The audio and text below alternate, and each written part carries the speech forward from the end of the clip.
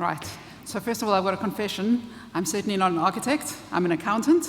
And if my terminology doesn't give me away, my PowerPoint probably will. So bear with us.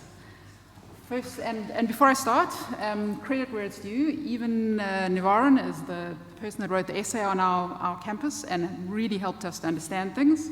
We've got OC&C Architects, an urban agency, who are doing some work on the campus, and they've also helped some of the thinking that'll come through in this presentation.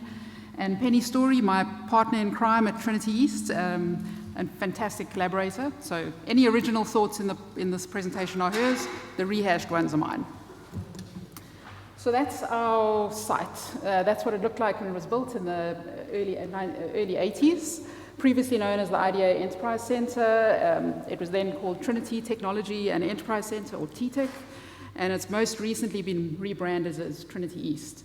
It's a 5.2-acre site situated in the Docklands, bounded by Pierce, Mackin, Grand Canal Quay, and the Dart Line. So Trinity acquired the leasehold on the site in 1999, and in 2021 we acquired the freehold. But obviously the site development predates that, you can see there. In the late 1970s, the IDA set about developing a series of enterprise centres across Ireland to support local employment, and this was one of them. In fact, at the time, it was the largest enterprise centre in Europe. And I think for us, using the campus, it really helps us to know what the architect was thinking at the time, to contextualize the buildings and appreciate them. And here, absolutely, I'm going to point everyone to the book. Please read the book and you can understand more. I've only got 10 minutes, so I don't have enough time to go through it all.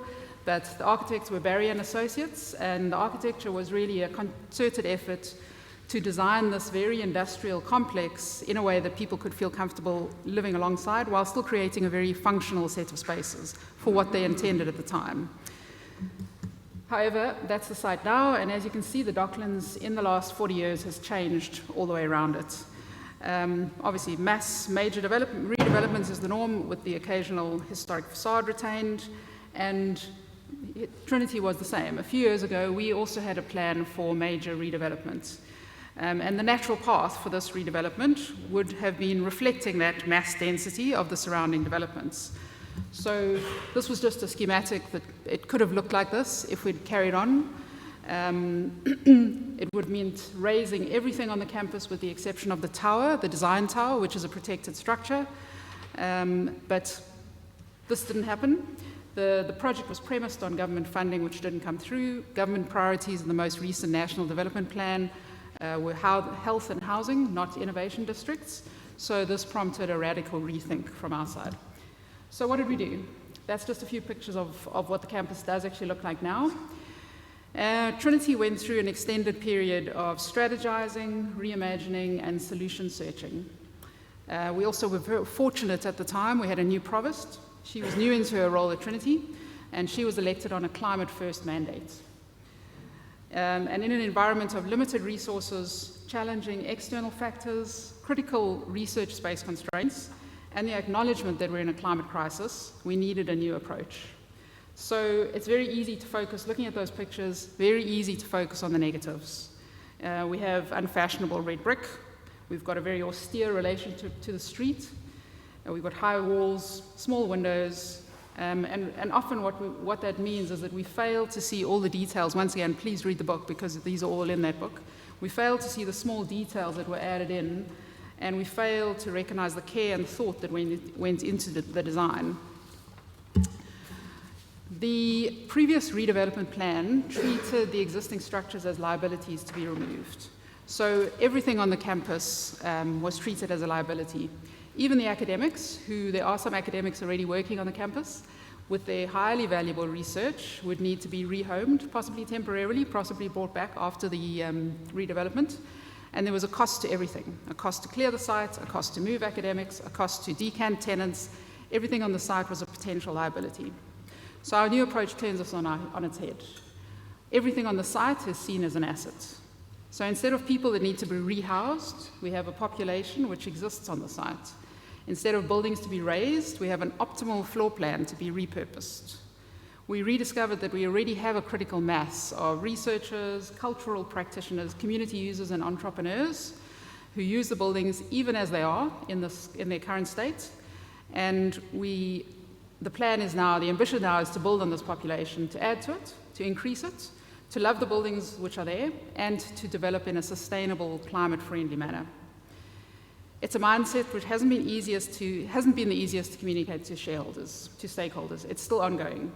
We are still addressing the queries as to why the €1 billion project is not going ahead. And my favorite is, no, really, when is it going ahead? It's like, no, it's not happening. So we also have a campus which is currently very low density, so we do need to address that. We obviously have a city centre site, and from an environmental point of view, low density is perhaps not ideal. Also at the moment, as you can see, the campus is not terribly attractive to users, despite the large number who've used it. Some of the previous speakers have alluded to this, but if you can imagine that this was all going to be raised, there was a lack of maintenance, a lack of care, why would you maintain a building or a set of buildings which are going to be demolished? So what can we do while still remaining true to our sustainability principles? So once again, I've only got a few minutes, but we've developed a whole project plan. We've got 5 principles that we're trying to implement on the campus.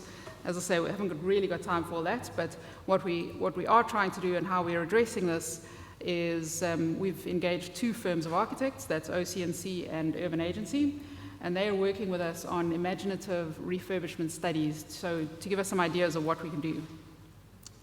And what they have confirmed for us, I think we knew this, but it's always good for external confirmation, is that we have possibly the best buildings that we could hope for. They were incredibly well designed for future flexibility and functionality. They've got high floor-to-ceiling heights, large floor plates with very few columns, very robustly built. Even though they've got small, narrow windows, which are perhaps not ideal, there are lintels across the windows, so we could easily increase the size of the openings with minimal cost or effort. And if we think about all the talk now that's been spoken about designing for future flexibility, the fact that this is 40 years old and it is so incredibly flexible really does talk to us.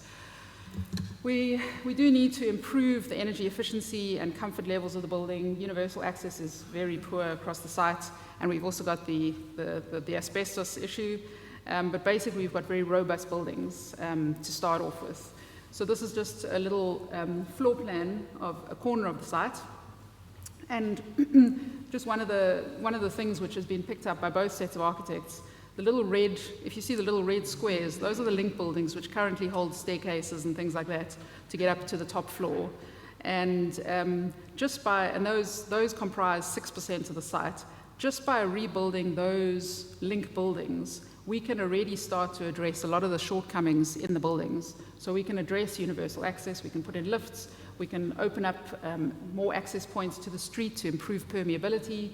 We can obviously include any M&E that we need if we, depending how far down that road we want to go. So, as I say, and that's without touching the main functional spaces of the units, which are very usable. So, and also what the architects have said to us is that this almost ideal ratio exists of inside space to outside space, just using the existing floor plan. As I say, the space, if you walk around it now, it's not the most pleasant space to be, but the potential is there. So where does that leave us right now? So there are a few things that are happening on the campus. This one you might be aware of. It's called Portal. It's on the Grand Canal quayside. It's the refurbishment of 2 warehouse buildings.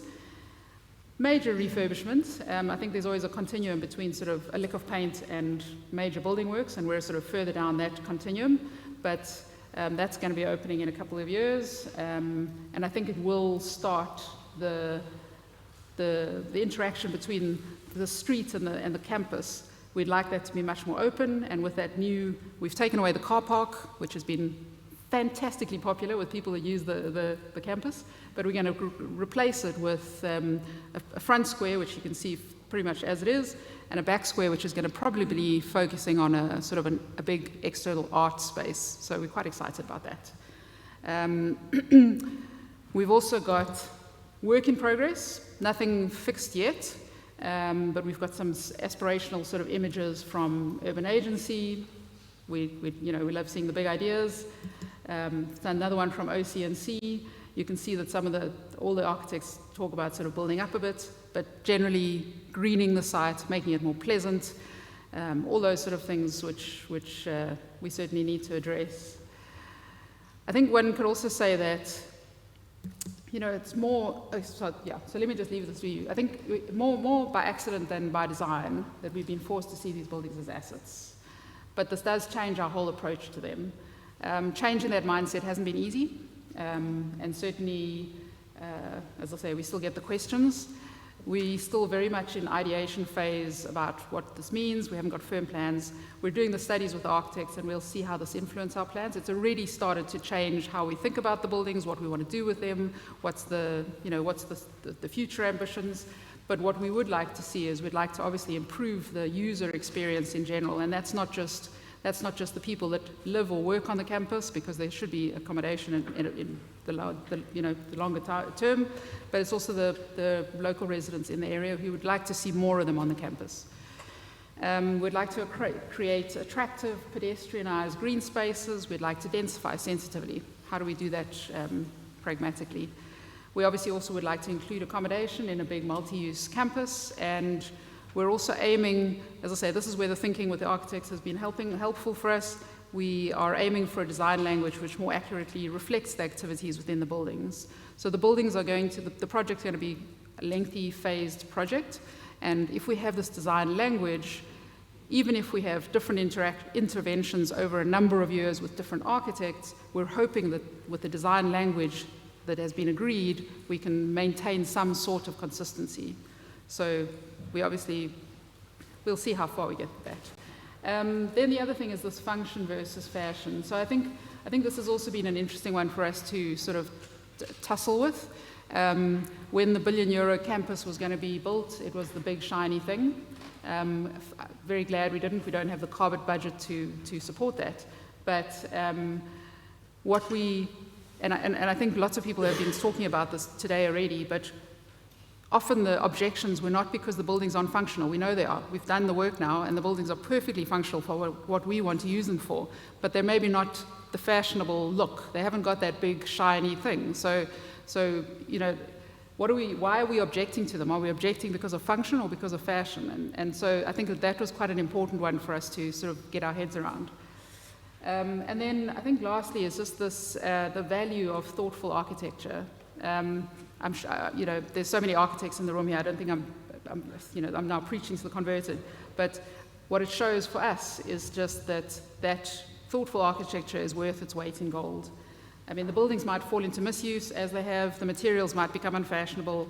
But the bones of the buildings, the floor plans, the thought that went into their different designs, and that building in that flexibility, these buildings are massively valuable to us. They're proper assets for us. And I only hope that in another 40 years, the interventions that we do can be equally valuable.